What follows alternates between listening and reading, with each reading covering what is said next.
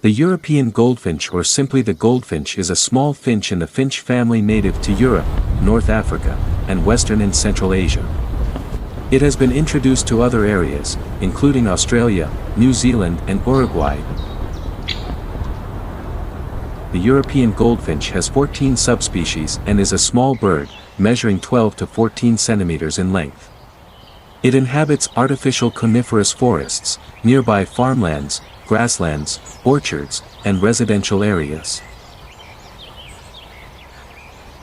Outside of the breeding season, these birds often form small flocks, and sometimes large groups of dozens or even hundreds. Their primary diet consists of grass seeds, plant fruits, seeds, young leaves, and flower buds.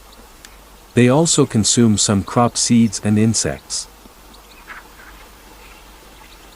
The breeding season lasts from May to August, but they start to disperse, establish territories, and build nests as early as April.